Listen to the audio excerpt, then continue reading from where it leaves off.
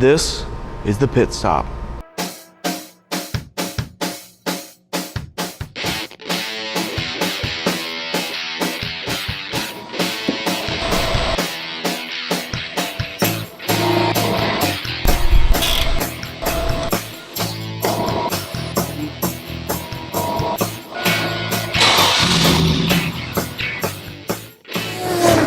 Hi, I'm Tom Pitt, and from a very early age, I've driven cars with tires so thin you can see the air inside them.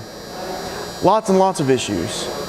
At that point, I decided I needed to do something about it and become an automotive technician. In this episode of the Pit Stop, I'm going to share some of my automotive knowledge with you about brakes.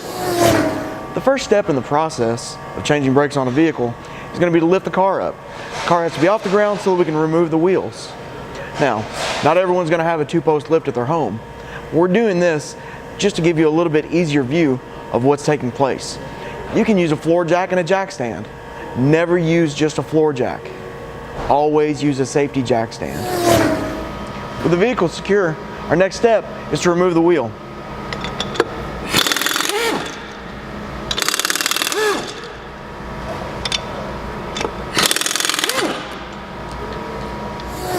With the wheel off, we can remove the slide bolts from the caliper.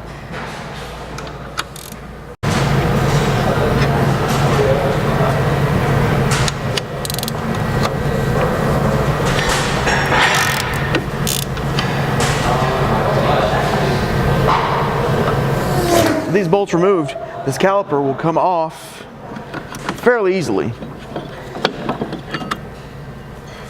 Now, it's important to remember not to let this caliper, this part, hang from this rubber hose. It can cause damage to it. The best way to do this is to suspend it with a piece of wire.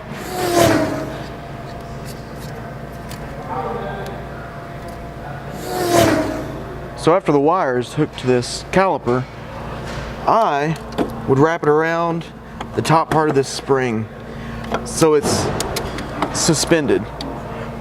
That way we have slack in this hose and it's not going to put tension on it, it's not going to break it. With the caliper out of the way, you can remove the rotor. It's not really bolted on, it doesn't have any way of staying on except for with the wheel and this caliper mount. If you have a rotor that looks like this, that needs to be addressed. It needs to be either machined or replaced. Machining a rotor is not something that just anybody can do. It needs to go to a parts place or professional automotive shop. Now this car is one that's owned by the school, so it's never going to be back on the road. We're not going to put new rotors on it, we're not going to machine these, but I will show you how to reinstall.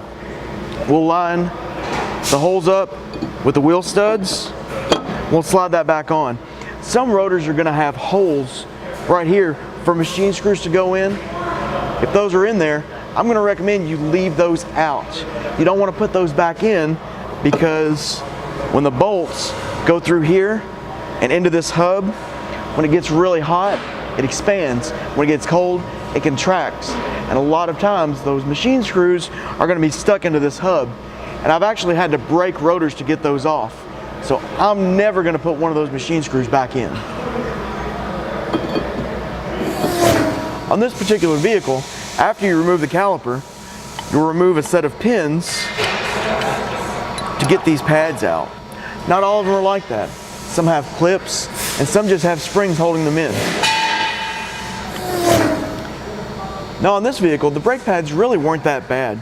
If we look at the friction material, which is the raised part, compared to the backing plate, a good rule of thumb is that if that friction material is thinner than the backing plate, the brakes should be replaced. In this case, just because we're doing this for a demonstration, we're going to put these pads back in. To do that, we will place these, one against the piston and one against the backside, the sliding part of the caliper, and we'll install these pins.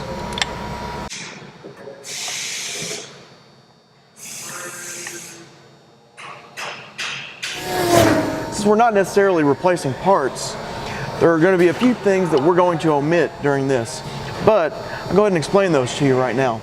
If you'll remember, one of our previous videos where we put anti-seize on spark plugs to make sure they didn't seize up, we're going to use the same stuff And we're gonna do the same thing on our brake components.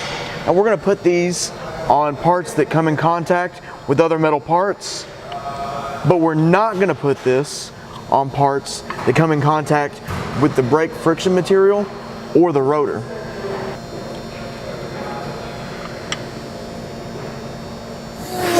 One more step is when you install new pads, they're going to be a little bit thicker than the old ones. And so it's moved the piston up just a little bit on this caliper. To install a caliper with new pads, you really need to go ahead and compress that piston. With everything ready to go back together, we can remove the wire from the middle of this caliper.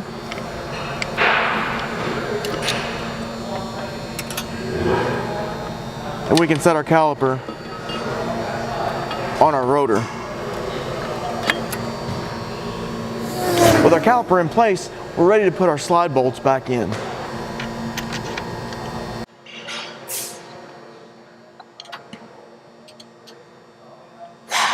With everything else tightened and torqued down, you may notice that the rotor is still flopping around here, and lots of folks have issues with that.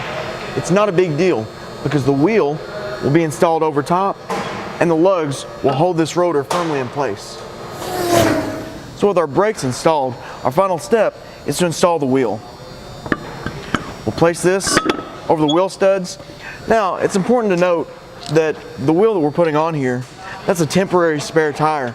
And that's not something that you're going to use every day on the highway. We had an issue with this tire and just had to replace this. This is a shop car, one that goes in and out of the shop for demonstration purposes, so it's not that big a deal going in and out of the parking lot. We'll snug these by hand, and then we'll set the vehicle on the ground and we'll tighten the lugs with a torque wrench.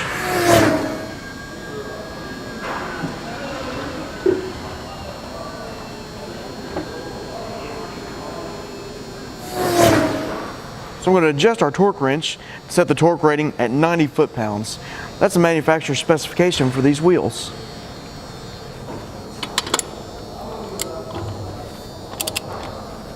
And with the torque wrench, we'll tighten until we hear one click.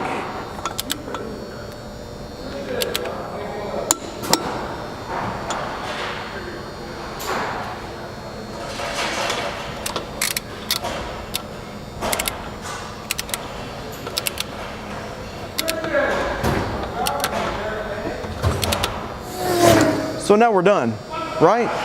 Well, not really. Before we move the vehicle, we need to make sure that we pump the brakes to build up the brake fluid pressure. Let's go to the driver's seat for that.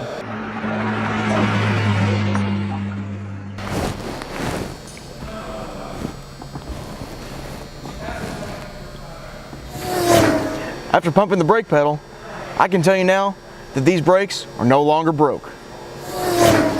Well, with our brakes fixed, looks like it's time for our show to come to a stop. Get it? Anyway, that's all we have time for today. Until next time, I'm Tom Pitt, reminding you to keep it between the lines and the shiny side up.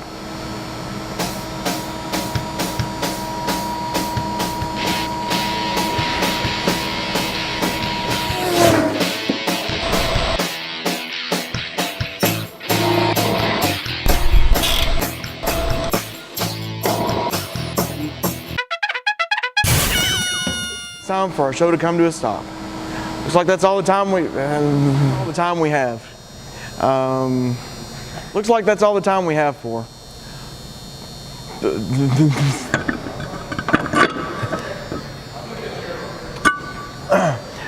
We'll start again.